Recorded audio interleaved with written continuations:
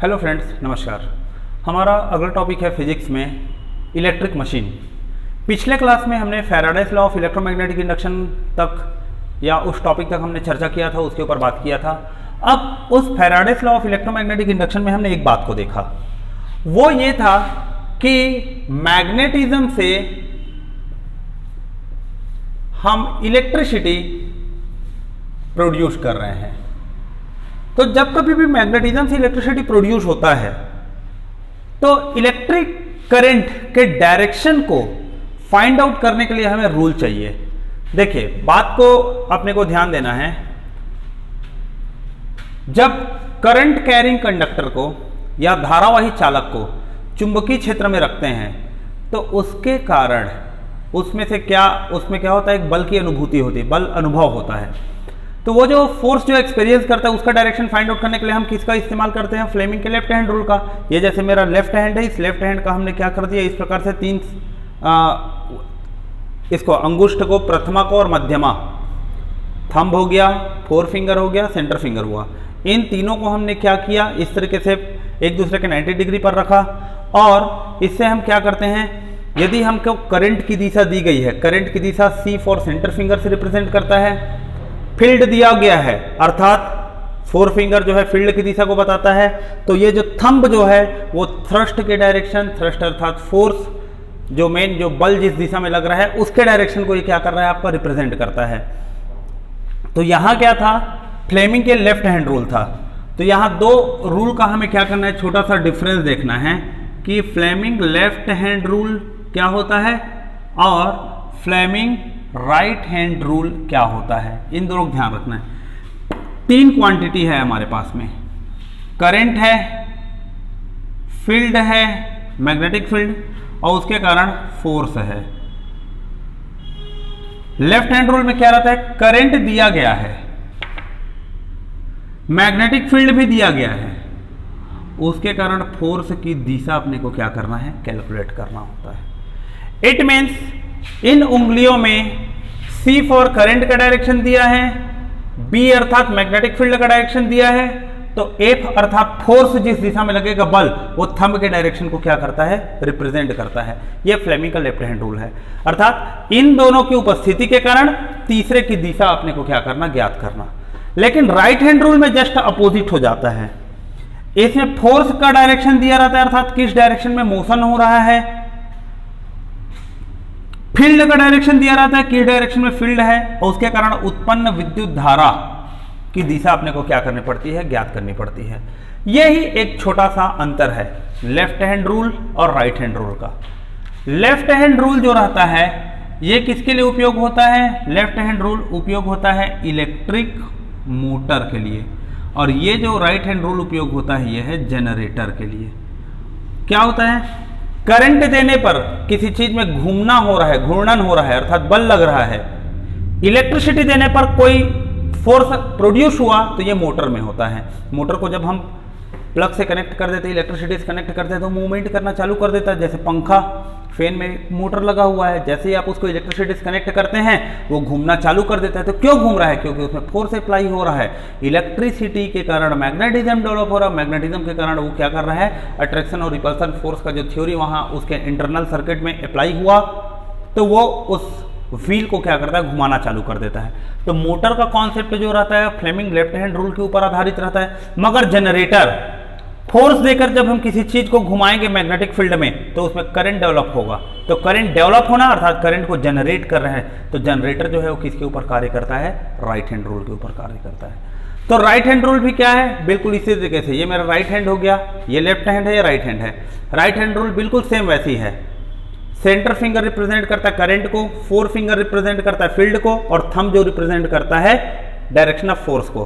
तो इसमें क्या हो गया, यदि थंब के डायरेक्शन में मैंने फोर्स लगाया और फोर फिंगर के डायरेक्शन में मैंने मैग्नेटिक फील्ड लगाया तो सेंटर फिंगर के डायरेक्शन में करंट का क्या होगा, फ्लो होगा। तो इस प्रकार से हमें इसको क्या करना होगा, ध्यान रखना पड़ेगा। तो लेफ्ट हैंड रूल बताता है करंट फील्ड की उपस्थिति में फोर्स की डायरेक्शन क्या होगा, इसको पता करना। राइट हैंड रूल बताता है फोर्स और फील्ड की उपस्थिति में करंट का डायरेक्शन क्या होगा, इस बात को रिप्रेजेंट करता है। तो ऐसे करके हम इन दोनों रूल को समझते हैं अभी अब जो हम बात करने जा रहे हैं इलेक्ट्रिक मशीन के ऊपर। तो इलेक्ट्रिक मशीन जो है वो मूल रूप से दो भागों में क्या किया गया है, डिवाइड किया गया है। मशीन का दो क्लासिफिकेशन होता है। मशीन के दो क्लासिफिकेशन जो है वो किस प्रकार से होते हैं। मशीन का पहला क्लासिफिकेशन होता है मोटर और दूसरा क्लासिफिकेशन होता है हम लोगों का जनरेटर। पहले हम मोटर के कॉन्सेप्ट को पढ़ लेते हैं। जब मोटर समझ में आ जाएगा तो ये मान के चलिए कि जनरेटर भी सेम कार्य प्रणाली से कार्य करता है। मशीन है तो मशीन के दो हिस्से होते हैं।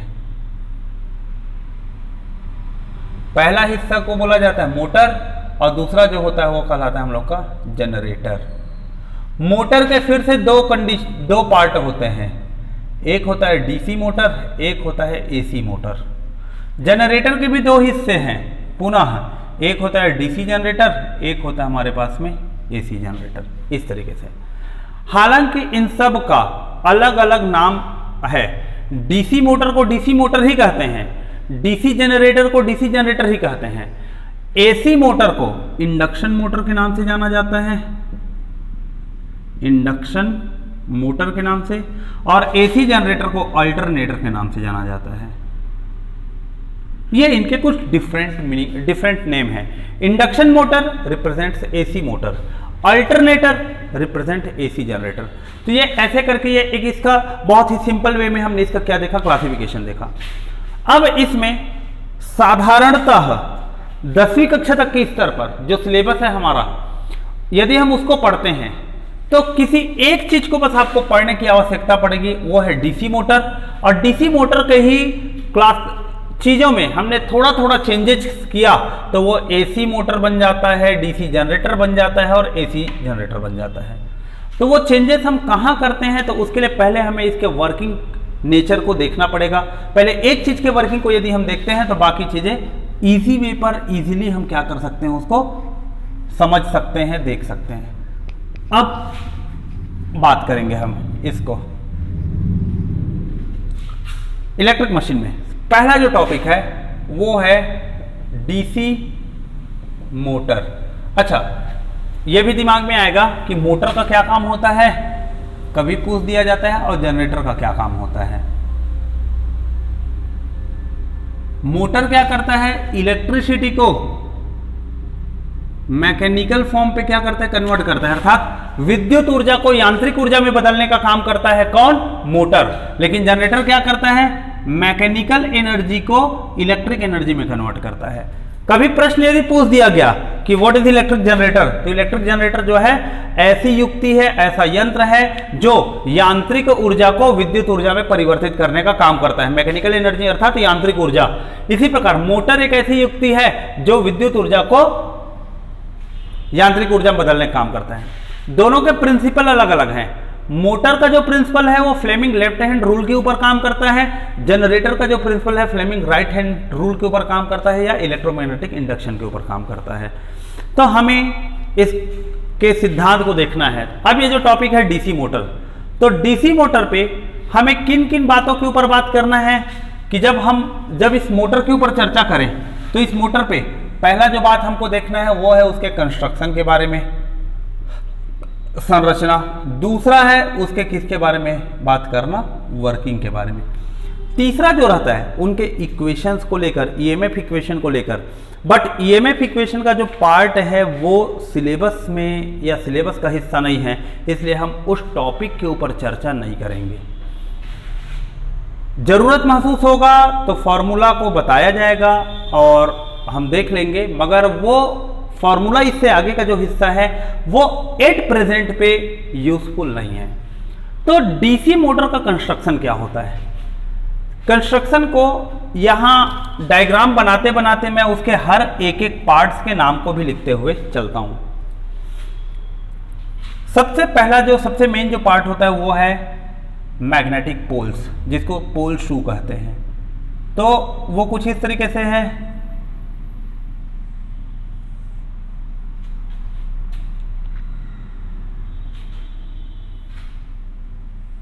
Just like this. ये हम लोगों का नॉर्थ पोल है और ये साउथ पोल है। ये समझ लो हॉर्स शू पोल है। इस आकृति का ऐसा चुंबक आता है, तो तो ये चुंबक के ये दो हिस्से हैं, एक हिस्सा ये हुआ, एक हिस्सा ये हुआ, और ये पीछे से ऐसे जाकर जुड़े हुए हैं।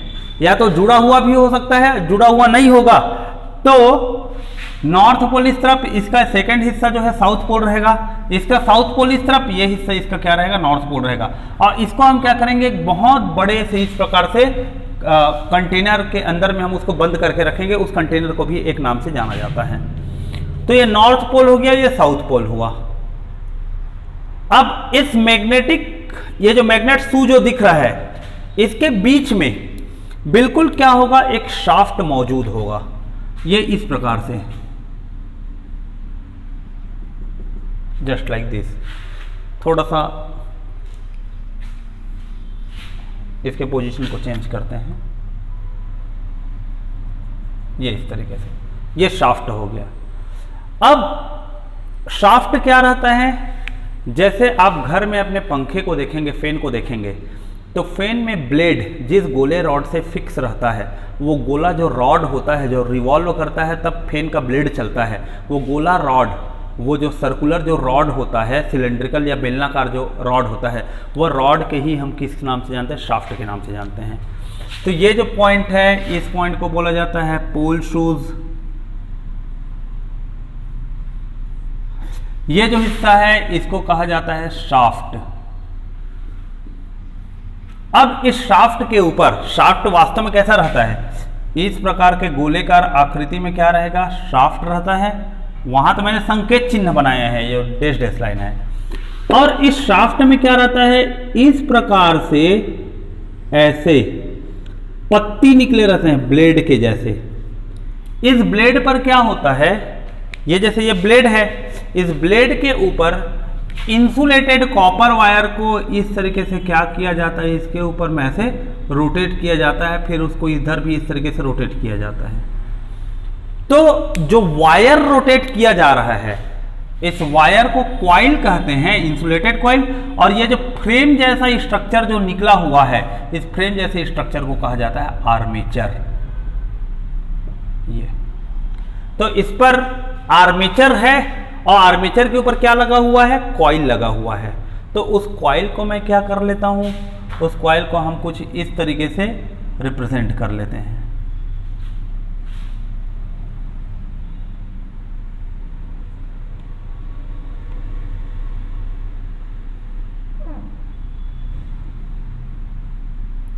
ये ऐसा, ये कॉइल को हमने लगा दिया इस पे। तो ये जो चीज आपको दिखाई दे रहा है, ये आपका क्या हो गया, कॉइल हो गया। और कॉइल को जिसके ऊपर लपेटा गया है, तो वो लपेटने वाला जो चीज है वो क्या हुआ, आपका आर्मेचर। अब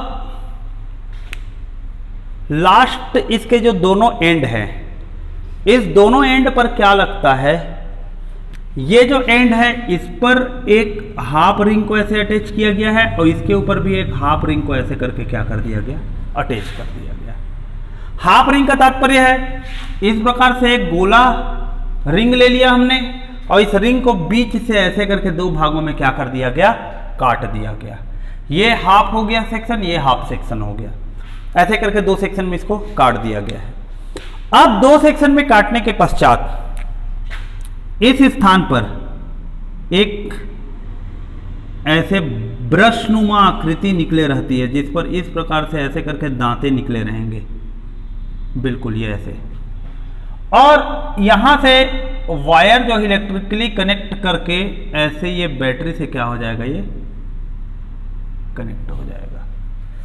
ये जो ब्रश है, इसको ब्रश B1 और इसको हमने ब्रश B2 दिया, और ये जो हाफ रिंग है, हाफ रिंग को हमने C1 और इसके हाफ रिंग को हमने C2 नाम दे दिया।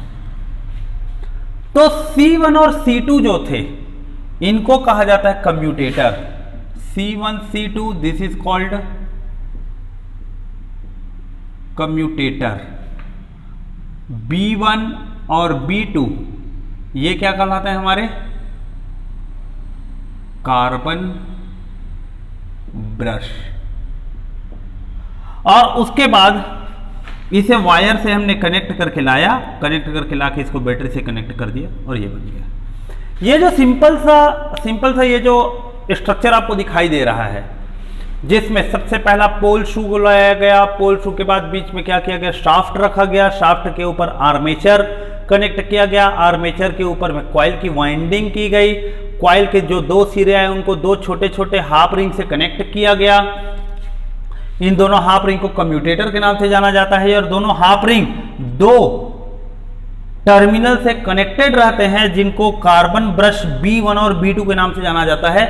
इस प्रकार से ये आपके पास क्या हो गया, एक स्ट्रक्चर तैयार हो गया। ये जो कंस्ट्रक्शन है, तो कंस्ट्रक्शन पे जिन जिन शब्दावली का प्रयोग हुआ है उनको हम देखते हैं, उन सब के कार्य प्रणाली क्या है उनके बारे में भी हम चर्चा कर लेंगे। तो कंस्ट्रक्शन पर किन किन बातों का उपयोग किया गया। कंस्ट्रक्शन पर जो चीज है C1 C2 commutator, B1 B2 carbon brush, pole shoe का काम किया गया, पोल शू का यूज किया गया है, शाफ्ट का प्रयोग किया गया, आर्मेचर शब्द उपयोग किया गया। इतना जो कंटेंट था, एवं ये पूरी की पूरी प्रणाली, ये पूरा का पूरा जो सिस्टम है, समझ लो इस प्रकार से एक गोलेकार चीज में क्या रहता है, ये बंद रहता है, हार्ड मास रहता है ये। तो ये जो बाहर का जो गोलाकार जो हिस्सा जो होता है उसको कहा जाता है योक, YOKE। तो ये जो नाम है आर्मेचर के बाद हम किसके बारे में और पढ़ रहे हैं, योक के बारे में। अब हम इसके कार्य प्रणाली की बात करते हैं, कार्य प्रणाली देखते हैं। यहां पर मैंने क्या कर दिया, एक स्विच भी लगा दिया है ताकि कंफ्यूजन ना हो। देखो अभी जो स्विच है, जैसे ही हमने क्या किया, स्विच को क्लोज किया। स्विच को क्लोज करने के पश्चात इसमें से विद्युत धारा इस तरीके से क्या होगी, प्रवाहित होगी। तो विद्युत धारा प्रवाहित की जो दिशा है वो दिशा कैसे हो रही है, पहले स्थिति पे यह बैटरी है, सोर्स E। तो जैसे ही स्विच को अपन ने क्लोज किया, स्विच को क्लोज करने पर यहां से विद्युत धारा I क्या हो रही है, प्रवाहित हुई। ये विद्युत धारा I पहले आएगी किसमें, ब्रश B1 पे। ब्रश B1 से वो धारा किसमें चले जाएगी, C1 पर, हाफ रिंग C1 या कम्यूटेटर C1 पर वो चले जाएगी।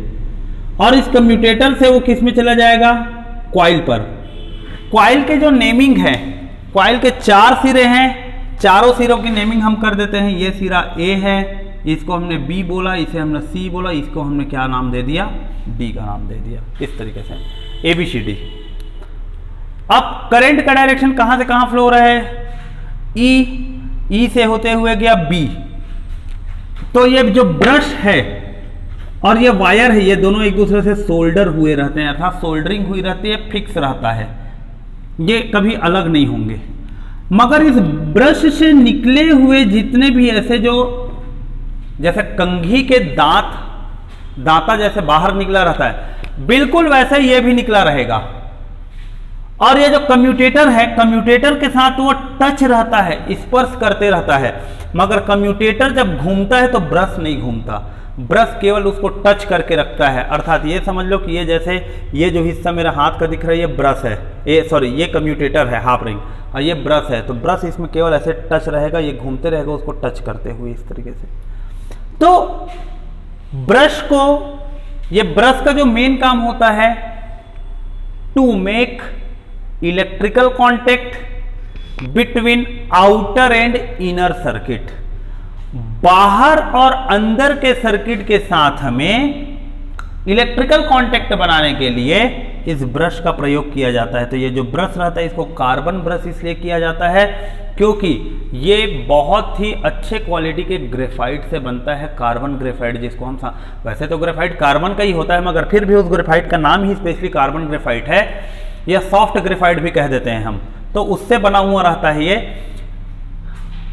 तो विद्युत धारा जो है यहां से प्रवाहित होते हुए इस बिंदु से प्रवाहित होते हुए ब्रश B1 पर गया, B1 के दांतों से होते हुए वो C1 पे ट्रांसफर हुआ, और C1 से वो कहां चला गया, A से पहुंच गया B तक, B से C से आ गया D तक, और ये D के बाद C2 के बाद B2 होते हुए E पर वापस आया। ये एक सर्किट कंप्लीट हुआ। जब इस मोटर को हमने यहां से विद्युत सप्लाई दिया, इलेक्ट्रिसिटी जब हमने प्रोवाइड किया, तो ये किस डायरेक्शन में रोटेट करेगा और क्यों रोटेट करेगा, इसकी हम बात करते हैं। तो जैसे ही विद्युत धारा A से B की ओर प्रवाहित हुई, विद्युत धारा प्रवाह कहां जा रहा है, A से B तक। स्टार्टिंग में पहले बार में इलेक्ट्रिक करंट, इसका जो वर्किंग है, वर्किंग में पहले इलेक्ट्रिक करंट कहां फ्लो हुआ, E से गया वो B1 से गया वो C1 से गया बिंदु A से गया बिंदु B से वो कहां जा रहा है, C पर, C से आया D, फिर वही सेक्शन D से C2 से आया B2 और B2 से वापस ये कहां गया हमारे पास में E पर। अर्थात E से स्टार्ट किया, E से स्टार्ट करके आया B1 से गया C1 से A B C D होते हुए C2 B2 ऐसे करते हुए E तक वापस आया। अर्थात यहां करंट कहां से कहां प्रवाहित हो रहा है, इस स्थान पर करंट का जो प्रवाह है वो A से B तक जा रहा है और इधर देखा जाए तो C से D तक जा रहा है। अर्थात इस कॉइल की यदि हम बात करें तो करंट जो है A से B तक गया और यहां C से D तक आ रहा है। बात को ध्यान देंगे सभी, इसमें करंट प्रवाह की दिशा, अर्थात हमने करंट दे दिया और मैग्नेटिक फील्ड भी मौजूद है। ये जो आपको दिख रहा है, ये जो डायरेक्शन, ये किसकी दिशा है, ये मैग्नेटिक फील्ड की दिशा है। ये इस तरीके से, ये मैग्नेटिक फील्ड की डायरेक्शन है। नॉर्थ पोल से मैग्नेटिक फील्ड साउथ की तरफ जा रहा है और ये करंट कैरिंग कंडक्टर उसके बीच से क्रॉस हुआ है। तो उस कॉन्सेप्ट को याद कीजिए कि बाह्य चुंबकीय क्षेत्र में जब कोई धारावाही चालक को रख दिया जाए तो इस धारावाही चालक में एक बल की अनुभूति होती है, जिस बल को हम ILB साइन थीटा के नाम से जानते हैं। और इसके बीच में जो एंगल बनेगा वही एंगल ही हमारा क्या कहलाता है, थीटा कहलाता है।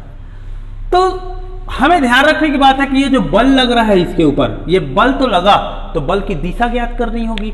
दिशा ज्ञात करने के लिए Fleming left hand rule use करेंगे, क्योंकि करंट दिया है और फील्ड दिया है तो हमें क्या निकालना है, फोर्स का डायरेक्शन।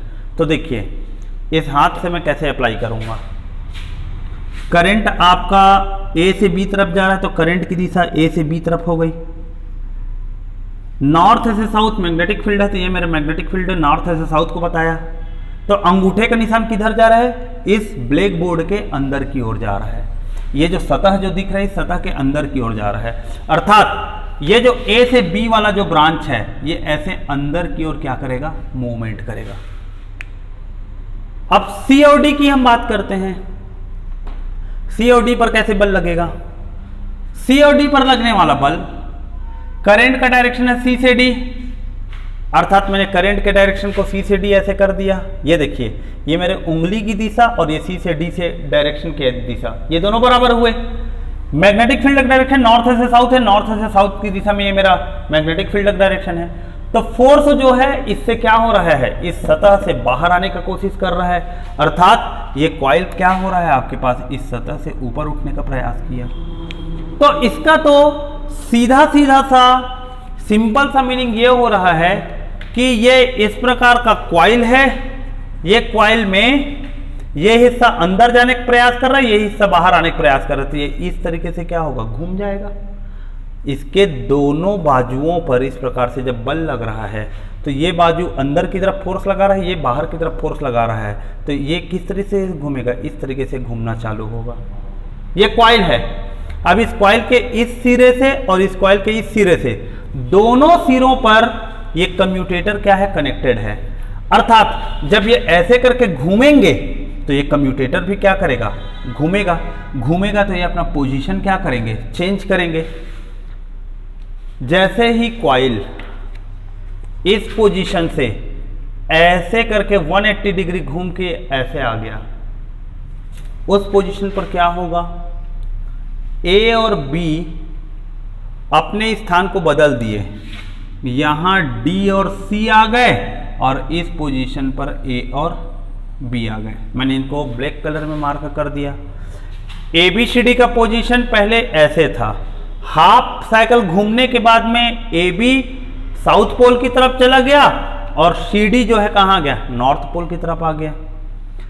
तो जैसे ही इनका ऐसा पोजीशन चेंज हुआ, C1 और C2 जो कि इस कॉइल से ऐसे अटैच्ड हैं, ये भी क्या हो रहे हैं, घूम रहे हैं। बिल्कुल कैसे, ये हाफ साइकिल, ये हाफ साइकिल, ये दोनों इस तरीके से ऐसे घूम रहे हैं। तो इन दोनों का पोजीशन क्या होगा, चेंज होगा। चेंज हो जाएगा तो C1 जो है और C2 जो है, इनका पोजीशन चेंज हो जाएगा। ये C1 हो गया, अब ये C2 हो गया।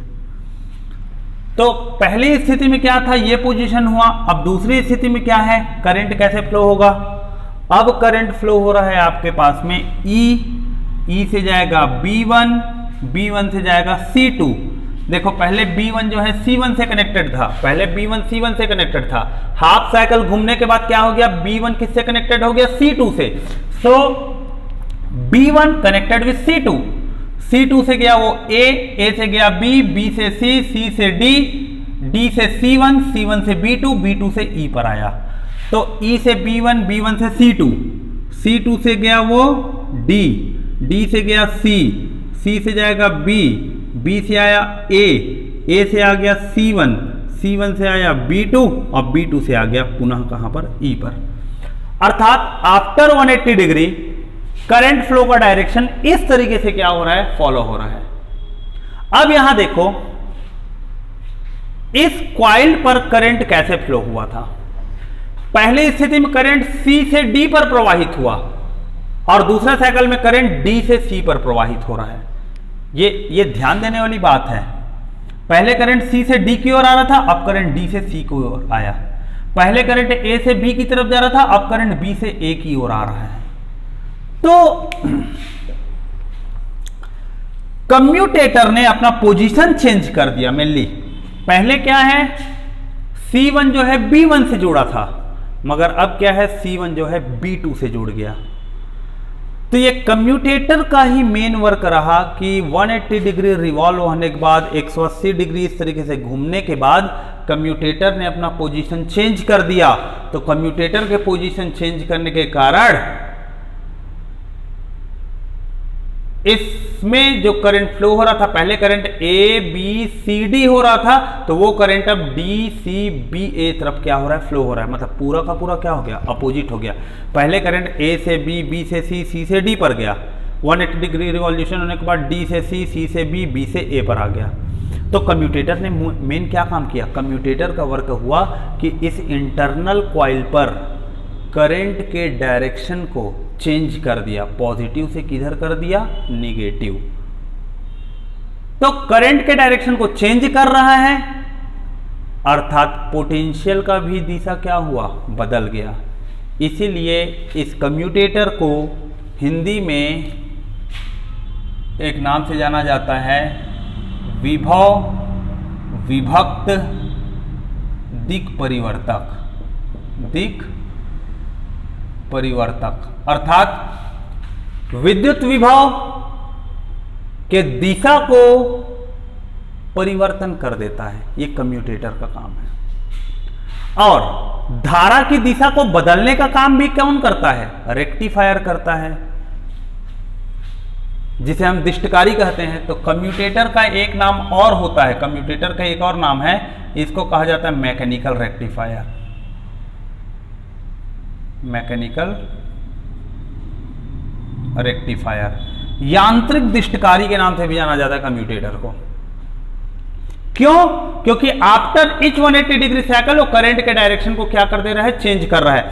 रेक्टिफायर जो डायोड जो है रेक्टिफायर के रूप में काम करता है, वो भी क्या करता है, एसी को डीसी में बदलने का काम करता है, अर्थात निगेटिव साइकिल को वो पॉजिटिव में कन्वर्ट करता है। तो बिल्कुल वैसे ही ये भी काम कर रहा है आपका। अब इसका वर्किंग कैसे होगा, अब डी और सी, पहले C से D जब करंट फ्लो होता था तो वो ऊपर की ओर आ रहा था, अब D से C करंट जाएगा तो वो अंदर की ओर जाएगा। अर्थात ये जो पॉइंट है, ये A बिंदु है, ये B बिंदु है, ये C बिंदु है, ये D बिंदु है। तो C से D करंट फ्लो हुआ तो ये ऊपर की ओर उठा था ऐसे। अब D से C करंट फ्लो होगा तो ये अंदर की ओर जाएगा, अंदर की ओर जाएगा तो फिर से पुनः ऐसे हो गया।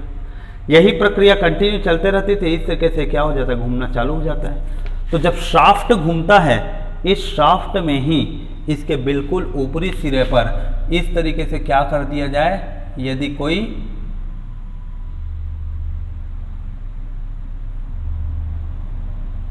ऐसे ब्लेड को कनेक्ट कर दिया जाए तो ये पंखे के रूप में क्या है, चलना स्टार्ट कर देगा। तो कम्यूटेटर का काम था आफ्टर ईच 180 डिग्री रिवॉल्यूशन, प्रत्येक 180 डिग्री रिवॉल्यूशन के बाद में अंदर के सर्किट में, अंदर के कॉइल में विद्युत धारा के प्रवाह की दिशा को बदल देना, यह कम्यूटेटर का काम था। एवं B1 और B2 का काम क्या है, ये बाह्य सर्किट से आंतरिक सर्किट में इलेक्ट्रिकल कनेक्शन देने का काम करता है। इमेजिन कीजिए कि इस B1 को C2 या C1 के साथ में क्या कर दो, अटैच कर दोगे, सोल्ड। तो जब कम्यूटेटर घूमेगा तो वायर भी क्या होना चालू हो जाएगा, घूमना चालू हो जाएगा। तो बाहर के जितने वायर है वो इनमें जाकर क्या हो जाएंगे, इस तरीके से राउंड राउंड राउंड हो जाएंगे।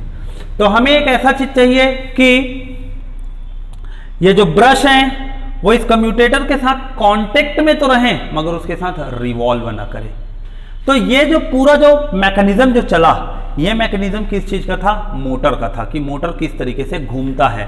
फ्लेमिंग लेफ्ट हैंड रूल को कैसे हम अप्लाई करते हैं इसकी बात थी। यही मोटर, ये डीसी मोटर है, यही मोटर डीसी जनरेटर में कब बदल जाएगा, तो डीसी जनरेटर में बदलने के लिए हम क्या करेंगे कि ये जो ई जो हमने लगाया है, इस ई को क्या कर दो, हटा दो, और इस ई के जगह में हम क्या कर देते हैं, कोई गैल्वेनोमीटर लगा देते हैं ऐसे। अब ये जो गैल्वेनोमीटर लग गया और ये चीज है, और ये जो फैन लगा है, इस फैन की जगह में हमने टरबाइन लगा दिया। ये पहले फैन था, अब इस फैन को आप क्या नाम दे दो, टरबाइन का नाम दे दो। पहले क्या था, इलेक्ट्रिसिटी दिए तो ये घूम रहा था, अब जस्ट अपोजिट है, इसको घुमाएंगे और यहां से इलेक्ट्रिसिटी लेंगे हम। तो घुमा रहे हैं मतलब हम मैकेनिकल वर्क कर रहे हैं, और आउटपुट हम इलेक्ट्रिसिटी ले रहे हैं तो इलेक्ट्रिकल एनर्जी में कन्वर्ट हुआ। तो यही फंडामेंटल क्या कहलाता है, जनरेटर कहलाता है। अर्थात हमने क्या कर दिया, इसको मैकेनिकल एनर्जी को अब इलेक्ट्रिकल एनर्जी में हम बदलने का कार्य कर रहे हैं। तो मैकेनिकल एनर्जी जैसे इलेक्ट्रिकल एनर्जी में कन्वर्ट हुआ, ये हम लोग का क्या कहलाया, मोटर कहलाया। और ये मोटर अब क्या कहलाएगा, डीसी मोटर ही कहलाएगा। कारण यह है डीसी मोटर कहलाने का, ये कुंडली के अंदर में तो हमेशा विद्युत धारा परिवर्तित होते रहेगी। एक बार एबीसीडी की तरफ धारा प्रवाहित होगी, एक बार डीसीबीए की तरफ प्रवाहित होगी, मगर कम्यूटेटर अपने डायरेक्शन को चेंज करके आउटपुट में हमें सेम करंट क्या करेगा, प्रोवाइड करेगा। तो ये कम्यूटेटर चूंकि बीच से कटा हुआ है, इसलिए अंदर में धारा की दिशा प्रवाह बदलने के साथ साथ ये कम्यूटेटर के साथ भी धारा की दिशा को परिवर्तित कर देगा। तो आउटपुट में हमें कोई धारा परिवर्तन नहीं मिलेगा। इसीलिए ये क्या है, डीसी जनरेटर कहलाएगा, क्योंकि एक ही दिशा में ये करंट को फ्लो करा रहा है। मगर इसके अंदर में तो ये फंक्शन होगा ही, एक बार करंट एबीसीडी फ्लो होगा, एक बार करंट डीसीबीए फ्लो होगा। तो इस बात को ध्यान रखना है कि इन जनरेटर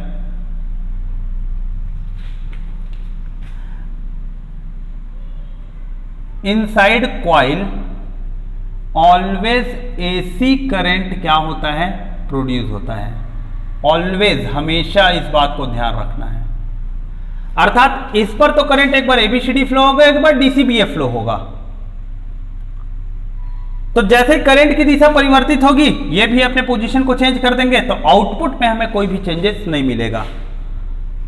तो कॉइल पर तो हमेशा क्या होता है, एसी करंट ही प्रोड्यूस होता है। और आउटपुट यदि हम कम्यूटेटर के माध्यम से लेते हैं तो वो डीसी करंट मिल जाएगा। इनसाइड जनरेटर हमेशा क्या मिलता है हम लोगों को, ऑलवेज एसी करंट मिलता है। फॉर आउटपुट, आउटपुट दो तरीके से लेंगे। पहला है कम्यूटेटर से यदि हम लेते हैं तो आउटपुट हमको क्या मिलेगा, डीसी मिलेगा। और दूसरा है यदि हम इसको किससे लेंगे, स्लिप रिंग से लेंगे, तो ये हमको हमेशा क्या देगा, एसी देगा। स्लिप रिंग क्या रहता है, जैसे एक रिंग को दो भागों में काट दिए तो ये कम्यूटेटर कहलाया, और इनके घूमने के साथ कम्यूटेटर का पोजीशन चेंज होते रहता है। पहले C1 B1 के साथ कनेक्टेड था, अब C1 B2 के साथ कनेक्टेड है। C2 B2 के साथ कनेक्टेड था, अब C2 B1 के साथ कनेक्टेड है। ये कंडीशन है। मगर जब स्लिप रिंग लग जाएगा यहीं, तो स्लिप रिंग जो रहता है वो थोड़ा सा उसका पोजीशन हम क्या कर देते हैं, चेंज कर देते हैं कुछ इस तरीके से। ये जो है ये अपने आप में एक पूर्ण क्या रहेगा, रिंग रहेगा, एवं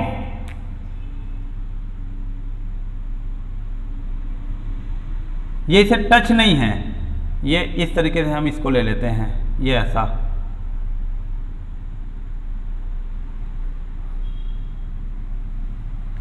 इसके लिए अलग से एक रिंग रहेगा बिल्कुल। पहले देखिए एक रिंग को दो भाग में अपन करके अलग अलग नाम दिए थे, अब हम क्या कर दिए, इसके नाम को बदल दिए। अब कम्यूटेटर ना बोल के रिंग बोल देते हैं, तो इसको रिंग R1 ले लिया और इसको हमने क्या लिया, रिंग R2। और ये जो है इस प्रकार से ऐसे ब्रश से ही क्या है, ये कनेक्टेड है। ये गैल्वेनोमीटर हो गया इस तरीके से।